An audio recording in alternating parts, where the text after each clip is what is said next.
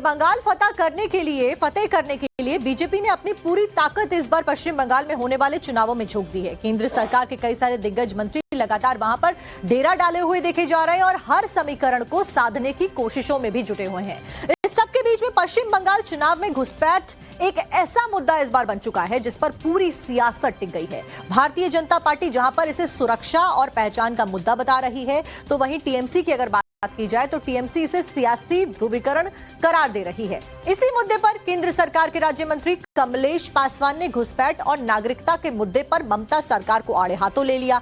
आइए सुनते हैं कि उन्होंने क्या कुछ कह दिया है। भारतीय जनता पार्टी ये चाहती है कि हमारे देश में जो हमारे नागरिक हैं उनकी पहचान होनी चाहिए। कोई ये नहीं चाहता कि हमारे देश में घुसपैठिए आकर रहें और हमारी सरकार की योजनाओं का लाभ लें। ममता बनर्जी बंगाल को हमेशा बेवकूफ बनाकर वोट लेने का काम किया, एक तबके के लोगों को फायदा देने का काम किया, बंगाल में भ्रष्टाचार करने का काम किया, बंगाल के लोगों को गुमराह करने का काम किया। मैं कई दिनों से बंगाल में घूम रहा और बंगाल के लोगों ने इस बार परिवर्तन का मूड बना लिया।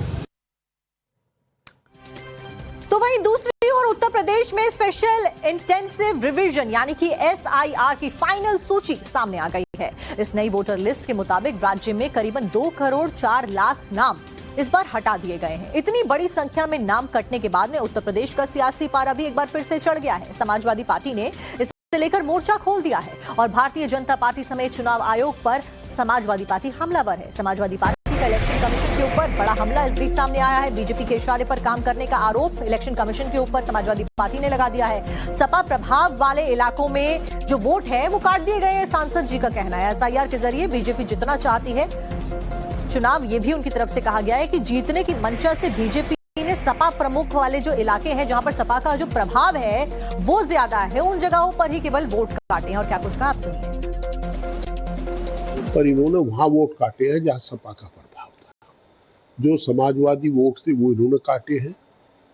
लोकदल के वोट भी कटे हैं। हालांकि मैं जानता हूं लोकदल वाले कल मने करेंगे, पर समाजवादी वोट कटे हैं उन साथियों की जो समाजवादी विचारधारा के थे।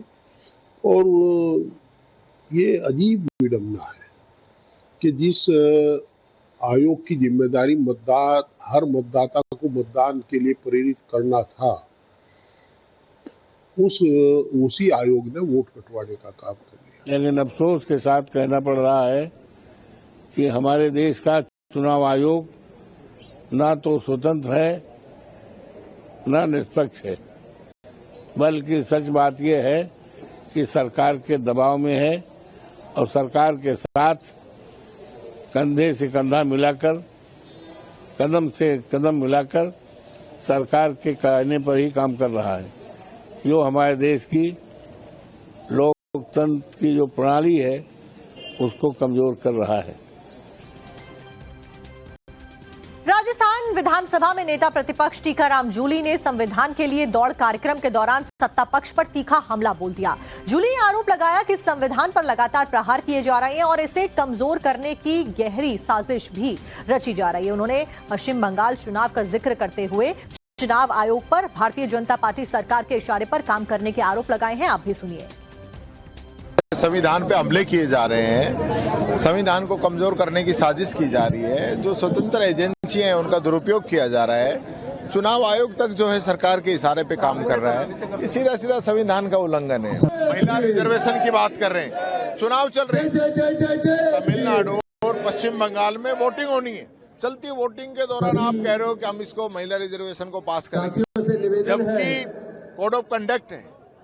ये सीधा सीधा ये सब जो संविधान जो हर व्यक्ति को प्रोटेक्शन देता है, नियम कानून कायदे से चलना सिखाता है, ये सरकार कहाँ चला रही है? ये तो सीधा सीधा हमला करती है। महिला आरक्षण बिल को लेकर प्रधानमंत्री नरेंद्र मोदी की चिट्ठी सामने आई है। पीएम नरेंद्र मोदी ने बिल पर सभी दलों से समर्थन मांगा है। बिल को पारित करना सबके लिए एकजुट होना जरूरी है। बिल को पारित करने के लिए यह पीएम के द्वारा कहा गया है। तो महिला आरक्षण बिल को पास करने के लिए सबका सहयोग बहुत ज्यादा जरूरी है। चिट्ठी भी पीएम के द्वारा लिखी गई है और वो चिट्ठी आपके सामने स्क्रीन पर है। तो महिलाओं के हितों के लिए, अधिकार के लिए लगातार बीजेपी सरकार काम करती आई है। महिलाओं के आरक्षण के लिए इस बिल को लाया गया है। ऐसे में 16 अप्रैल को संसद में ये बिल पेश किया जाएगा। नारी शक्ति वंदन अधिनियम पर सदन में गहन जो चर्चा है वो होनी है। सब लोग इस चर्चा में प्रमुख तौर पर अपना साथ दें। आधी आबादी को हक देने का ये पूरा संकल्प है और 16 अप्रैल से संसद में ऐतिहासिक चर्चा की शुरुआत होगी। ऐसे में इस चिट्ठी के द्वारा सभी विपक्षी जो सांसद हैं उनसे कहा गया है कि आप भी अपना सहयोग महिलाओं के लिए दें। बीजेपी ने अपने सांसदों के लिए व्हिप भी जारी कर दिया है। 16,000 आपको बता दें कि 16, 17 और 18 अप्रैल को सदन में रहने के लिए व्हिप जारी किया गया है। बीजेपी ने 3 लाइन का व्हिप जारी किया है। 16 अप्रैल से महिला आरक्षण बिल के ऊपर चर्चा होनी है और 3 दिन का व्हिप जारी किया गया है। यानी कि सभी जो सांसद हैं भारतीय जनता पार्टी के, उन सभी को सदन में मौजूद रहना होगा। बिल के ऊपर चर्चा होगी और ये ऐतिहासिक चर्चा होने वाली है। महिलाओं की आरक्षण की बात है, महिलाओं को हक दिलाने की बात है, जिससे महिलाओं को और भी ज्यादा सहयोग आने वाले समय में मिल पाएगा कामकाज करने में और अपना जीवन व्यतीत करने में। इसी के ऊपर हमारे साथ में हमारे वरिष्ठ सहयोगी नेशनल एडिटर अमित कुमार जुड़ गए हैं। अमित, फिलहाल इसके ऊपर किस तरीके से चर्चा होनी है और क्या विपक्ष इसमें जो सहयोग है वो अपना देगा इस चिट्ठी के आने के बाद? देखिए, प्रधानमंत्री मोदी ने इसलिए सभी जो राज्यसभा लोकसभा के जो सभी दलों के फ्लोर लीडर हैं उनको ये चिट्ठी लिखी है और इसमें ये कहा है कि वक्त आ गया है कि जो महिलाओं को, जो आधी आबादी है, उनको उनका अधिकार मिले।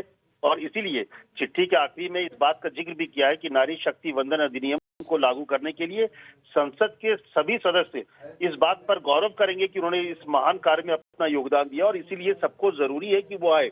हालांकि कांग्रेस की तरफ से भी चिट्ठी लिखी गई है मल्लिकार्जुन खड़गे की कि इसको चुनाव तक रोका जा सकता था, इसको पॉलिटिकल फायदा उठाने की कोशिश है। लेकिन प्रधानमंत्री मोदी ने मंशा साफ की है, पहले भी मंच से भी कहा है और ये चिट्ठी भी लिखी है कि ये मौका है और इसीलिए उन्होंने जो बीजेपी भारतीय जनता पार्टी ने 3 लाइन का व्हिप जारी किया है कि 16, 17, 18 को जो तमाम सांसद होंगे, चाहे वो राज्यसभा के होंगे या लोकसभा के होंगे, उन सभी को सदन में रहना है।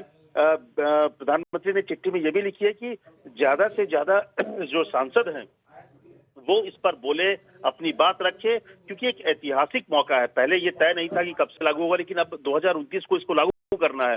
तो इस मौके पर 2029 में राज्यों के साथ साथ लोकसभा के चुनाव में भी इस जो 33% आरक्षण है और ये बिल इसलिए लाया, सरकार का पक्ष ये है कि बिल लाने की मंशा ये इसलिए है क्योंकि इसमें संशोधन करना है पुराने बिल में, ताकि जल्दी से डिलिमिटेशन कमीशन जो है वो बने। उसमें 2 साल का वक्त लगता है और इसके बाद सीटों का बंटवारा होगा, सीटों की संख्या बढ़ाई जाएगी, तो एक लंबा प्रोसेस है। और सीटों की संख्या बढ़ाने से महिलाओं को ज्यादा हक उनका मिल पाएगा। इसी वजह से लगातार बीजेपी सरकार सभी विपक्षी सांसदों से भी अनुरोध करती नजर आ रही है। बहुत बहुत शुक्रिया अमित आपका जानकारी देने के लिए।